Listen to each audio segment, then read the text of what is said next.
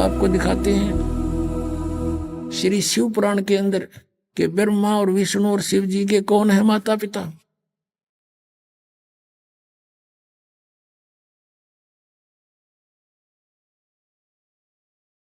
पुण्यात्माओं, यदि ये सदग्रंथ आज भी संस्कृत में होते तो ये दास भी आपके रूबरू नहीं कर सकता है सच्चाई को, भले ही आप शिक्षित हो चुके हो। अब पुराण भी अनुवाद उन्हीं के द्वारा किया हुआ गीता प्रेस गोरखपुर वालों से, और उनमें सब लिखा हुआ है, और इनके आज तक समझ में नहीं आई ये कहानी के है। इनके माता पिता लिख रखे और आज तक हमें नहीं बता पाए, क्योंकि कहते हैं मोती मुक्ता दर्शत नाई ये जगह सब अंदरे दिखत के तो नैन चश्मे इनका फेरा मोतिया बंदरे। इनका मोतिया बंद हो रहा था, किसी का मोतिया बंद हो जाए आंखों में आंखें स्वस्थ दिखाई देती है, जैसे इसको खूब दिखता होगा, पर उसने दिखता कती नहीं। तो ये दिखे थे विद्वान संस्कृत भाषा बोला करते, हमने देखे सोचा कि मैं ऋषि हैं, इन्हें घोट रखी है पुराण, सारे संस्कृत बोल रहे हैं। आज देखा वेदों और गीता के बारे में इनको कह का पता नहीं था, इन विद्वानों को, मंडलेश्वरों को, महर्षियों को। और परमेश्वर ने आके 600 वर्ष पहले जिसको ये अशिक्षित कहा करते थे कि वो क्या जाने वेदों और सदग्रंथों के और पुराणों के बारे में, संस्कृत भाषा जानता नहीं, परमात्मा ने संस्कृत भाषा की आवश्यकता नहीं, वो सारी भाषाओं को समझते हैं। और जो उन्होंने जो अपने द्वारा रची हुई सृष्टि और सारा कुछ उसके सामने रचा गया, तो वो सब कुछ ठीक बोलेगा। अब देखो शिव पुराण, संक्षिप्त शिव पुराण, गीता प्रेस गोरखपुर से प्रकाशित, संपादक हनुमान प्रसाद पोदार, प्रकाशक में मुद्रक हैं गीता प्रेस गोरखपुर, गोविंद भवन कार्यालय कोलकाता का संस्थान। इसके 98वें पृष्ठ से हम पढ़ना शुरू करेंगे। रुद्र संहिता 98वें पृष्ठ के बिल्कुल नीचे आते हैं, 5वां अध्याय का यह अंत है, एंड है। अपने पुत्र नारद की यह बात सुनकर लोक पिता में ब्रह्मा वहां इस प्रकार बोले। ये 5वां अध्याय समाप्त हुआ, इसका आगे यहां प्रकरण शुरू हो जाता 6ठे में।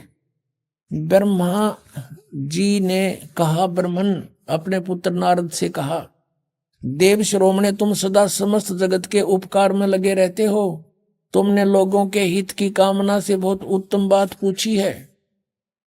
जिसमें समस्त चराचर जगत नष्ट हो गया था, सर्वत्र अंधकार ही अंधकार था, कुछ भी नहीं था। उस समय तत् सद ब्रह्म, इस श्रुति में जो सत सुना जाता है एकमात्र वही शेष था। ये 99वें पृष्ठ पे पढ़ा पाना। अब 100 पृष्ठ पे आते हैं, ये 100 पृष्ठ पे है, यहां नीचे आते हैं। जिस परब्रह्म के विषय में ज्ञान और अज्ञान पूर्ण उक्तियों द्वारा इस प्रकार विकल्प किए जाते हैं। अब ब्रह्मा जी का ज्ञान सुन लो, कुछ ज्ञान, कुछ झूठा, कुछ सच्चा, यानी ज्ञान अज्ञान दोनों के विषय जो हमने सुना वो बता रहा हूं। उसने कुछ काल के बाद द्वितीय की इच्छा प्रकट की, उसके भीतर एक से अनेक होने के संकल्प उदित हुए। तब उस निराकार परमात्मा ने अपनी लीला शक्ति से अपने लिए मूर्ति की कल्पना की। ये कहे निराकार हो ब्रह्म, और फिर कहते हो मूर्ति बन गया, वो छुपा रहता है। गीता जी अध्याय नंबर 7 के श्लोक 24-25 में ये काल बोल रहा, गीता कहता मैं अपनी योग माया से छुपा रहता हूं, सबके सामने नहीं आता। तो ये क्या करता, अपने कभी शिव के रूप में, अपने पुत्र के रूप में, कभी किसी को ब्रह्मा के रूप में दर्शन देता है। अब यहाँ ब्रह्मा इसलिए कह रहा है कि वो तब उस निराकार परमात्मा ने अपनी लीला शक्ति से अपने लिए मूर्ति की कल्पना की, वो आकार में आया। क्या बना, जो मूर्ति रहित परम ब्रह्म है, ये ब्रह्म को परम ब्रह्म बोल रहा है, उसी की मूर्ति भगवान सदाशिव है। युग काल जो है सदाशिव रूप में प्रकट हो गया। अर्वाचीन और प्राचीन विद्वान उन्हीं को ईश्वर कहते हैं। एक उस समय एकाएक ही रहकर स्वेच्छानुसार विहार करने वाले उन सदाशिव ने अपने विग्रह से स्वयं ही एक स्वरूप भूता शक्ति की सृष्टि की, यानी अपने शरीर से एक स्त्री निकाली। ये न्यू कहना चाह रहा है ब्रह्मा, जबकि आपने सृष्टि रचना के अंदर परमेश्वर के द्वारा बताई यथार्थ ज्ञान सुना हुआ है, वो सच्चाई है। उसका कुछ मिलता जुलता ज्ञान ये दे रहा है। उनके अपने श्रेयंग से वो कभी अलग होने वाली नहीं थी। उस पराशक्ति को प्रधान प्रकृति गुणवती माया बुद्धि तत्व की जननी तथा विकार रहित बताया गया है।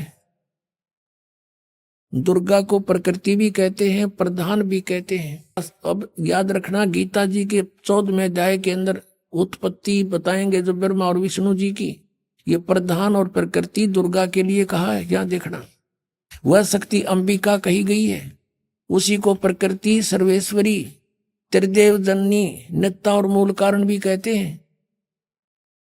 त्रिदेव जननी, ओह, तीनों भगवानों, तीनों देवताओं की, ब्रह्मा विष्णु महेश की माता। परमात्मा ने कहा है, अब मैं तुमसे कहूं चिताई, त्रिदेवन की उत्पत्ति बाई 600 वर्ष पहले आज से, और यही आज यानी पुराणों में विद्यमान है।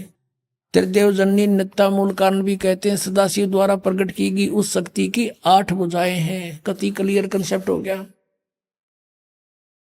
नाना प्रकार के आभूषण उसके अंगों की शोभा बढ़ाते हैं। वह देवी नाना प्रकार की गतियों से संपन्न और अनेक प्रकार के अस्त्र शस्त्र धारण करती है। वो एकाएकिनी होने पर भी वह माया संयोग वसात अनेक हो जाती है। जैसे इस दुर्गा ने 3 रूप धारण किए थे, सावित्री, लक्ष्मी और पार्वती का, और समुद्र में छुप गई थी, अलग भी रही थी। ये एक सिद्धि बहुचोल्य धारा एक सिद्धि होती है। और वे जो सदाशिव हैं उनको परम पुरुष, ईश्वर, शिव, शंभु और महेश्वर कहते हैं। ये काल की डेफिनेशन बताई जा रही है। यहां देखना, यहां क्लियर हो जाएगा 101 पृष्ठ पे। यहां देखना, वे अपने सारे अंगों पर भस्म रमाए रहते हैं। उन काल रूपी ब्रह्म ने, सदाशिव कहो, काल रूपी ब्रह्म कहो, एक समय शक्ति के साथ, नाथ नहीं, शक्ति सहित यानी दुर्गा के साथ शिवलोक नामक क्षेत्र का निर्माण किया था। उस उत्तम क्षेत्र को काशी कहते हैं। वह परम निर्वाण या मोक्ष का स्थान है, जो सबके ऊपर विराजमान है। वे प्रिय और प्रियतम शक्ति और शिव जो परमानंद स्वरूप है, उस मनोरम क्षेत्र में नित्य निवास करते हैं। शक्ति और शिव यानी काल और दुर्गा, यो सदाशिव काल, काल रूपी ब्रह्म, और दुर्गा शक्ति। काशीपुरी परमानंद स्वरूपणी है। मुने शिव और शिवा ने, काल रूपी ब्रह्म और दुर्गा ने प्रलय काल में भी कभी उस क्षेत्र को अपने सानिध्य से मुक्त नहीं किया है। देव से एक समय उस आनंद वन में रमण करते हुए शिवा और शिव के मन में यह इच्छा हुई कि कोई बालक बच्चा पैदा करें। ये दुर्गा और काल के मन में आई कि दूसरे पुरुष की सृष्टि करनी चाहिए, यानी कोई संतान उत्पत्ति करें। जिस पर यह सृष्टि संचालन का महान भार रखकर हम दोनों केवल काशी में रहकर स्वेच्छानुसार विचरें और निर्वाण धारण करें, ऐसा निश्चय करके शक्ति सहित सर्वव्यापी परमेश्वर शिव ने अपने वाम भाग के 10वें अंग पर अमृत मल दिया, यानी पति पत्नी व्यवहार किया। फिर तो वहां से एक पुरुष प्रकट हुआ, एक बालक का जन्म हुआ। देखना 102 पृष्ठ पे।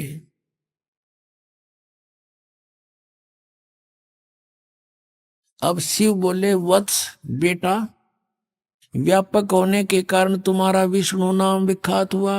उसका विष्णु नाम धर दिया दुर्गा और काल से उत्पन्न बच्चे का। ये हो गया जन्म काल, दुर्गा और काल से विष्णु ईषद हुआ शिव पुराण ने। और ये 5500 वर्ष पहले की लिखी हुई पुस्तक है, आज की नहीं। अब यहाँ देखना, ये 6ठा अध्याय समाप्त हो गया। अब 7वें में क्या लिखा है। ब्रह्मा जी कहते हैं, देवर से तत्पश्चात कल्याणकारी परमेश्वर शाम सदाशिव ने पूर्ववत प्रयत्न करके जैसे विष्णु को जन्म दिया, उत्पन्न किया, मुझे भी अपने दाहिने अंग से उत्पन्न किया। अपनात्मा, अब इनने कोई पूछने वाला हो, इनमें ऋषिया ने 5500 वर्ष हो गए इस पुराणों को लिखे हुए, आज तक ये हमें कह नहीं बता सके। जब इन पर आश्रित थे, ब्लाइंड फेथ किया करते थे कि बड़े विद्वान पुरुष हैं, संस्कृत भाषा को जानने वाले हैं, और परमात्मा से हमारे को इसलिए दूर रखा, भगवान की वाणी को स्वीकार करने नहीं दिया और परमात्मा को परमात्मा नहीं मानने दिया। ये मां शत्रु रहे हमारे ये अज्ञानी नीम हकीम गुरु, चाहे वो किसी धर्म मजहब के रहे हैं।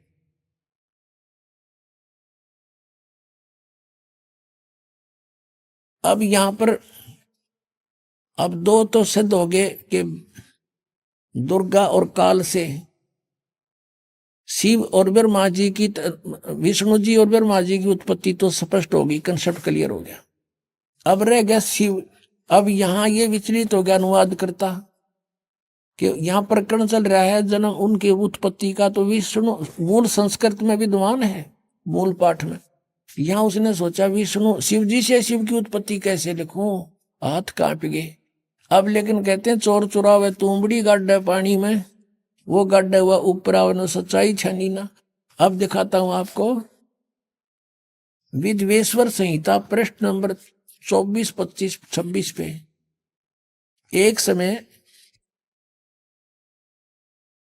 ब्रह्मा और विष्णु जी का इस बात पर झगड़ा हो गया। ब्रह्मा जी कहते मैं, विष्णु जी को कहते मैं तेरा बाप, और विष्णु जी कहते मैं तेरा बाप। अब यू इनको ऐसा भ्रम क्यों हुआ? क्योंकि काल ने प्रतिज्ञा कर रखी है कि मैं अपने वास्तविक शरीर रूप में कभी किसी को दर्शन नहीं दूंगा। तो साधकों ने साधनाएं की, हठयोग किया, किसी को ब्रह्मा दर्शन दे दिया। जो त्रिलोक इसका पुत्र ब्रह्मा साक्षात सबको दिखाई देता है, देवता है। तो सबने मान लिया कि ब्रह्मा ही सर्वशक्तिमान है, यही परमात्मा हमने समाधि में देख लिया, ये छुपाए हुए अपने आप को, सब उसके गुणगान करने लगे। ऐसे किसी को उसने विष्णु जी के रूप में दर्शन दे दिए, किसी को शिव के रूप में। तो कोई कहता नहीं विष्णु जी सर्वशक्तिमान है, कोई कहता नहीं शिव जी सर्वशक्तिमान है, यही भगवान है, ये छुपाए रहे अपने आप को। तो इनका भ्रम हो गया कि हम भगवान हैं। तो इन दोनों ने आपस में झगड़ा कर दिया। तो ऊपर से इस काल ने इनके बीच में एक सफेद पिलर खड़ा कर दिया, जिसको शिवलिंग बोलते हैं। तेजों में से चमक निकली बहुत की नहीं। तो ये हैरान रह गए, युद्ध बंद कर दिया, उसको देखने लगे ऊपर नीचे जाकर। फिर यू काल प्रकट हो गया शिव के रूप में, अपने पुत्र शिव के रूप में, और इन दोनों को फिर शिक्षा देने लगा। देखिएगा विद्वेश्वर संहिता, ये संक्षिप्त शिव पुराण, प्रश्न नंबर 24, 25 पे यहां देखिएगा विद्वेश्वर संहिता। और यहां आते हम, ये दोनों देखो भगवान ब्रह्मा और विष्णु लड़ रहे थे, इनके बीच में ये पिलर खड़ा कर दिया स्तंभ। फिर वो खुद आ गया शिव के रूप में, नीचे देखिएगा। अब ब्रह्मा और विष्णु ने पूछा प्रभु सृष्टि आदि 5 कृत्यों के लक्षण क्या हैं, ये हमें हम दोनों को बताइए। भगवान शिव बोले, ये काल बोला मेरे कृत्यों को समझना अत्यंत गहन है, तथापि मैं कृपा पूर्वक तुम्हें उनके विषय में बता रहा हूं। ये 5 अपने कृत्य बता दिए, ये देखना। ये 25 पे हमने पढ़ा, अब 26 पे पढ़ रहे हैं।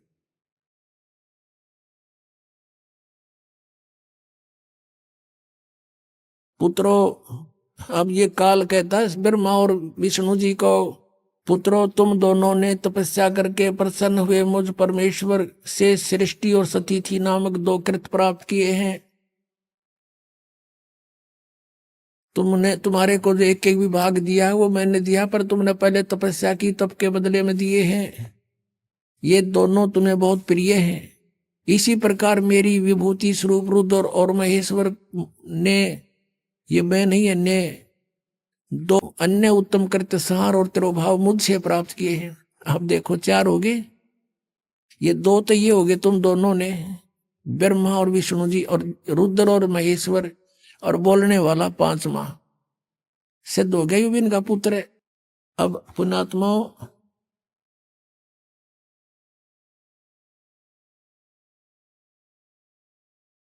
ये ज्ञान परमेश्वर ने 600 वर्ष पहले कहा था धर्मदास जी को, और धर्मदास जी से कहा था तू अभी डंडोरा ना पीटिए इसका, आन देश में फिर इन सब की जो ना गांठ बांध देंगे। अभी तो ये हमने मूर्ख समझ रहे हैं, जनता हमारे बच्चों को मुझसे दूर किए बैठे हैं, बिचली पीढ़ी आओगी जब देखेंगे इन्हें।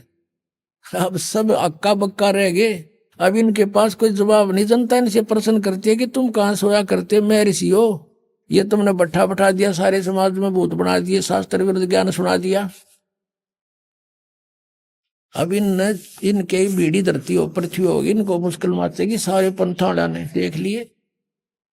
अब ये टीवी पर चलता है, पुस्तक भेज रहे हैं बड़ा बना करके। इसको पढ़कर समझदार बुद्धिमान समाज आज कोई बालक नहीं है। गॉड गिवन माइंड आज के बच्चों में। अभी न पता ही ना था, कोई विकल्प नहीं था, कोई तुलना करने का कोई तरीका किसी ने बताया नहीं, किसे तुलना करें किसके ज्ञान की। आज ये कंसेप्ट क्लियर करके धर दिया, माप के देख लिए सबने। ये ISI मार्क है जो दास ज्ञान देता है, सब सदग्रंथों में प्रमाणित है।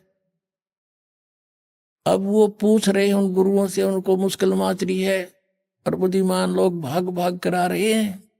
कबीर परमात्मा कहते हैं कि डूबे थे पर उबरे, गुरु के ज्ञान चमक, और बेरा देखा दरदरा उतर चले फड़क। कबीर परमात्मा हमें समझाना चाहते हैं, मूर्ख गुरु के पीछे लाग रहे हो, और जब सतगुरु का ज्ञान सुना देखा है तो डूबोएगा हमने। कि पहले बेड़े हुआ करते, नौका के स्थान पर फ्लोटिंग जो है ना, एक फ्लोटिंग बना लिया करते, पूरा लंबा चौड़ा लकड़ी इसका सूखा, और उसको ऊपर फूस फास के ऊपर डाल लेते थे लकड़ ऊंचे ऊंचे, तो वो बेड़ा बोला करते, बेड़ा। और उस बेड़े के ऊपर बैठ के पार करा करते दरिया को, बहुत पुराने समय का वो है।